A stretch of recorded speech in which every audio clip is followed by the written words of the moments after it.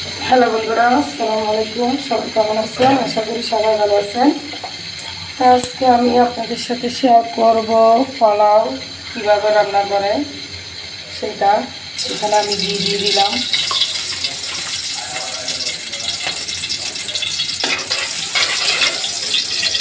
আজকে আমি পোলাও রান্না করব, আপনাদের সাথে শেয়ার করব পোলাও রান্নার রেসিপিটা। আমি কীভাবে রান্না করি সেটার রেসিপিটা আপনাদের সাথে শেয়ার করব। এখানে তেজপাতা দিয়ে দিচ্ছি, এখানে দিয়ে দিচ্ছি, এটাই দিব।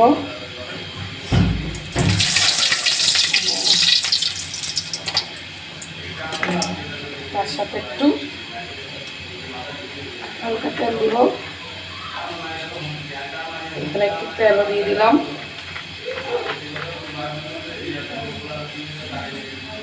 আজকে পেঁয়াজ দিয়ে দিলাম কিছুটা।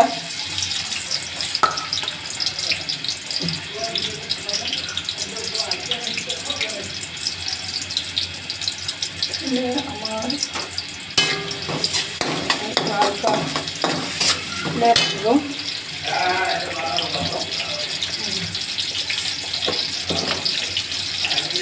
আমাদের সাথে পোলাও রান্না কীভাবে আমি পোলাও রান্না করি আপনাদের সাথে শেয়ার করব। রেসিপিটা যদি ভালো লাগে লাইক কমেন্ট দিয়ে আমার পাশে থাকেন, দেখতে থাকেন আমি কীভাবে পোলাওটা রান্না করি।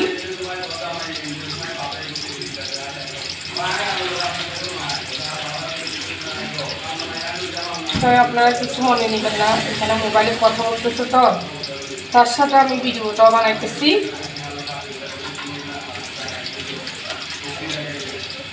কিছু বাইরের শব্দ আসতেছে, মোবাইলে কথা বলতেছে বাসায়।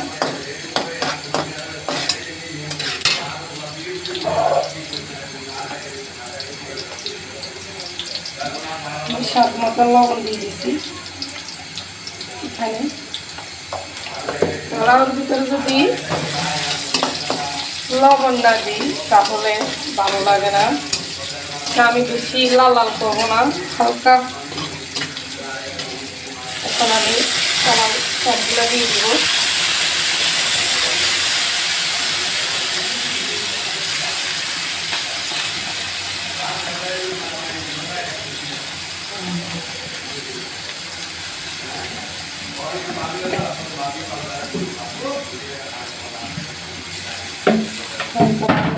নেড়ে চেড়ে দিব।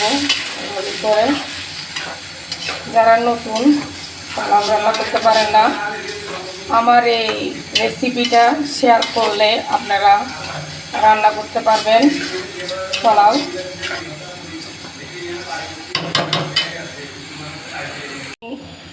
এদিক দিয়ে একদম বাছতেছি ভালোভাবে। পোলাও চালগুলো ভালো করে আমি একদম বাছতেছি। একটু যদি তেলের মধ্যে যদি ভালোভাবে যদি ভাজা না হয় তাহলে গ্যারানটা ভালো লাগে। এখানে আমি তেল দিয়ে দিচ্ছি। এপাশে হালকা করে আমি পেঁয়াজ ভাজি করে নেব।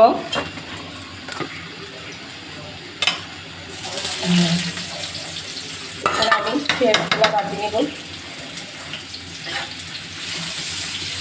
লাল লাল করে পেঁয়াজগুলো আমি ভাজি করে নেব, যেন পোলাও ভাতের উপর দিয়ে সুন্দর করে দিতে পারি, দেখলে যেন কালারটা অনেক ভালো লাগে। এই কারণে এটা আমি বাসার জন্য নিজেরা খাওয়ার জন্যই করতেছি।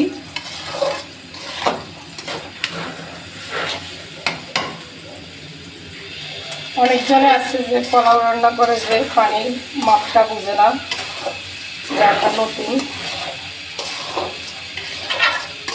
আর অনেকজনে আছে যে যারা রান্না করতে আরে তাদের জন্য কোনো ব্যাপারই না, পোলাও রান্না করাটা তাদের জন্য কোনো ব্যাপার না।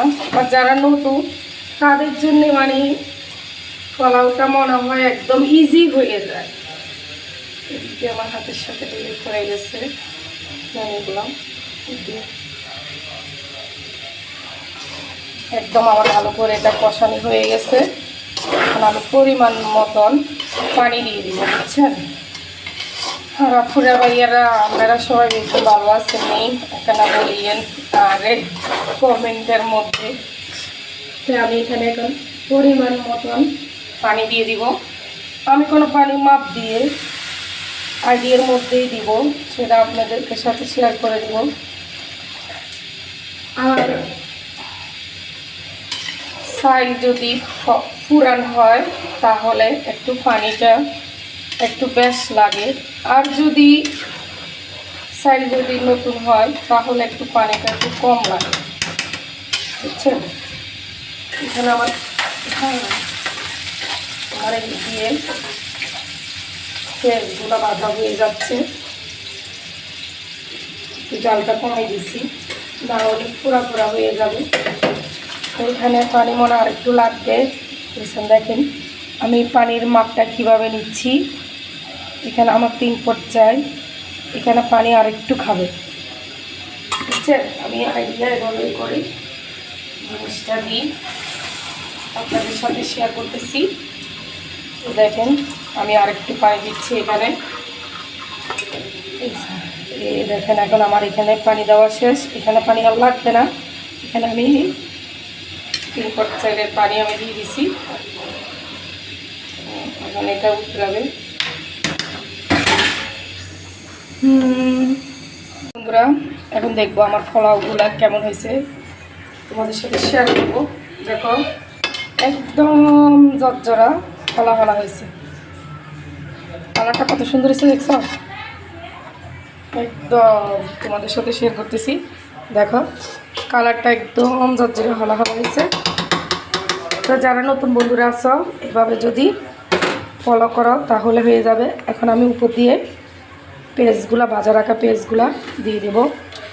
আমার কালারটা কেমন হয়েছে তোমরা একটু বলবা। পোলাও রান্নাটার রেসিপিটা তোমাদের সাথে শেয়ার করলাম। যদি ভিডিওটা ভালো লাগে লাইক কমেন্ট দিয়ে পাশে থাকিও বন্ধুরা। নতুন নতুন রেসিপি পাওয়ার জন্যে তোমাদের সাথে অ্যাক্টিভ থাকবো। যদি ভালো লাগে লাইক কমেন্ট দিয়ে পাশে থাকো। টাটা বাই বাই, আসসালামু আলাইকুম। সবাই ভালো থাকবা, সুস্থ থাকবা।